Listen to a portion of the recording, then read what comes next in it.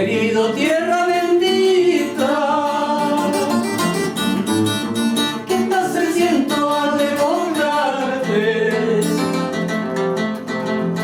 Muy querido, tierra bendita, ¿qué pasa el ciento al evocarte?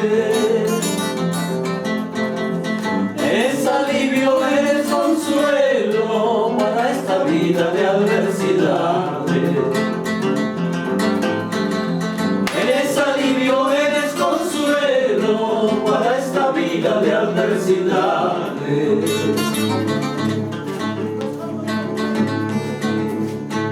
De tus entrañas surge raudales, maravillosas fuentes termales. De tus entrañas surge raudales, maravillosas fuentes termales. Aguas que curan crueles dolencias y dulcifican toda amargura. Aguas que curan crueles dolencias y dulcifican toda amargura.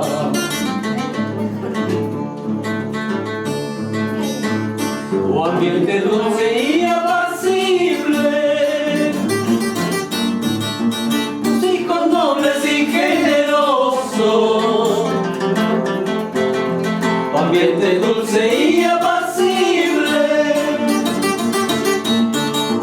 tus hijos nobles y generosos. No sin reservas al visitante, todo su afecto, todo su amor.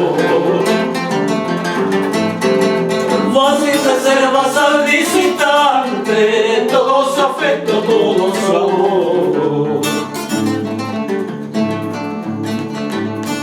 Aguas de Churín medicinal, seguro alivio de todo mal, de todo tiempo siempre ha de ser.